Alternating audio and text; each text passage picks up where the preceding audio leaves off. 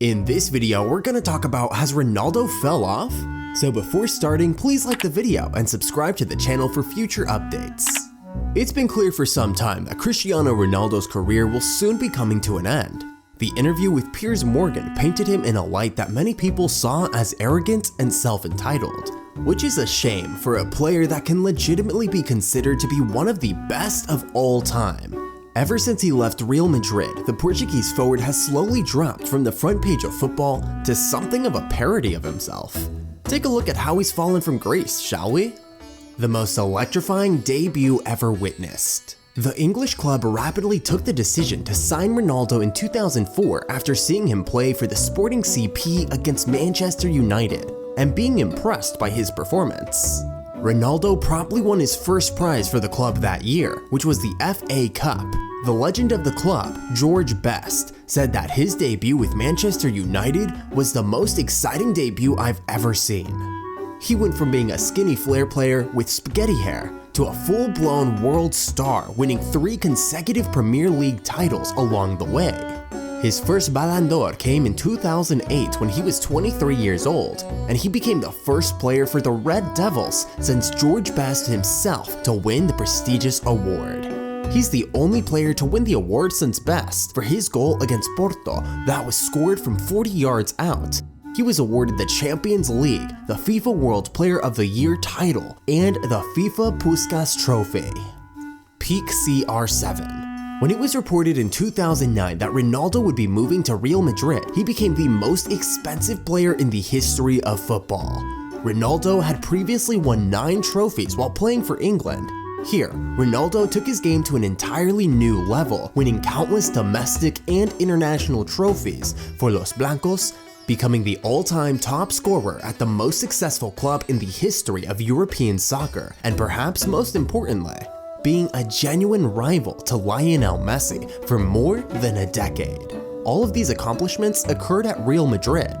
When Ronaldo played for Real Madrid, his very presence was enough to strike fear into the hearts of his opponents, and his teammates always played for him. This made it appear as though Real Madrid began each match with a 1-0 lead. In every game, the objective was to make things easier for Ronaldo, since he would invariably run the show and pose the greatest threat to the team. Ronaldo gradually evolved over the years from an unstoppable winger to the deadliest of finishers, scoring more than a goal a game after 438 matches, 450 goals, and pushing Lionel Messi to the limits of his own otherworldly abilities in the process. As a result, Ronaldo was able to take down teams season after season as he sliced his way through them.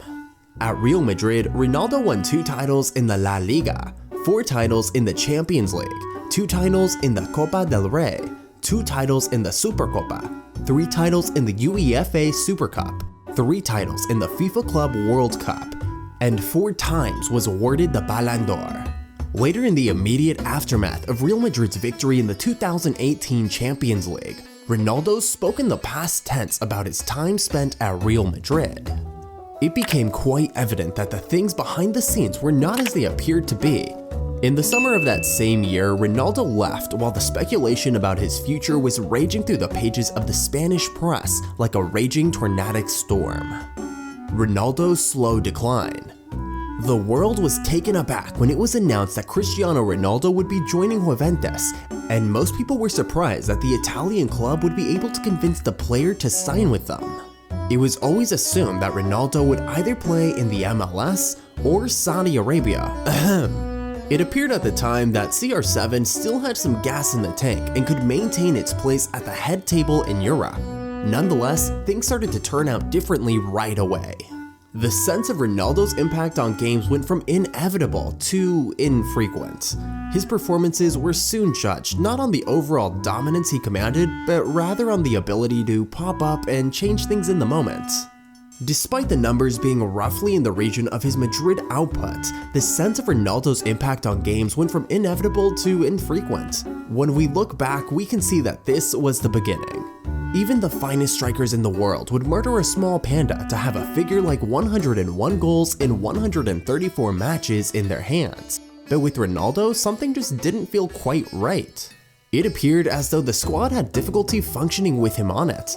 In spite of the objectives, it appeared as though the machine as a whole was unable to steer with such a significant burden up front. Ronaldo moved to the center of the field to capitalize on his still incredible finishing ability, and he ended his time in Italy under a cloud of smoke, with Jorge Mendes trying to organize a deal with Manchester City. Ronaldo's move to the center of the field also helped Ronaldo capitalize on his incredible finishing ability. He departed Italy after telling his boss, Allegri, that he had no intention of staying. Ronaldo's tendency of making it known to others when he was unhappy was one that he would not break in England. Ronaldo falls over the cliff edge.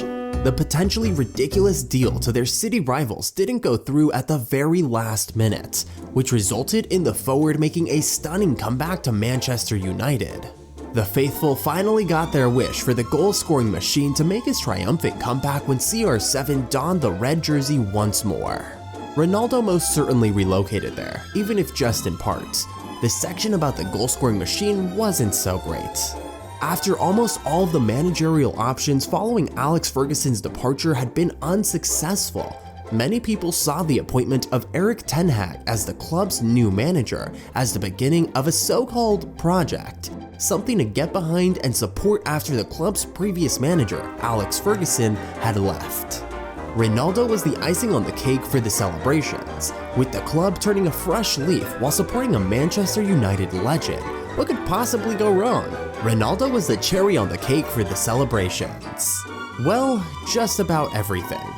Erik ten Hag had made a name for himself at Ajax in terms of style with a stunning performance in the Champions League, in which they made it all the way to the semi-finals playing a style of football reminiscent of Johan Cruyff's high-pressuring, fluid-attacking football. This performance earned them a place in the history books, but Ronaldo had reached the age of 36 and was no longer able to run the needed distances with the same level of effort as his demanding coach required. It would be like asking someone who's had way too much to drink to reluctantly step down from the karaoke because they're getting the words wrong and have spilled their glass over the microphone. He was quickly dropped for fresher legs, and despite his momentary glimpse of magic, 27 goals in 54 matches is still not a poor record. The sense of awkwardness as the team performed better without him was like asking someone who had too much to drink to step down from the karaoke. Ronaldo didn't take the news well, especially considering that he had always been guaranteed a spot in the starting 11 for every team he had ever played for. He went on a long rant about his management and club, criticizing everything from the actions of his teammates to the facilities and the dated nature of the club as a whole. He even criticized the fact that the club was in the process of being sold. He left after agreeing to a severance package with Manchester United while they were competing in the World Cup, and he has now signed for Saudi Arabian side Al Nassr, despite coming close to reaching an agreement with an MLS club. Ronaldo will, of course, continue to wear the number 7 shirt, and he will be looking to see how quickly he can make his way back up the goal-scoring chart ranks. What do you think about our video? Let us know in the comment box below. Please like this video and subscribe to the channel for our future updates. Thank you.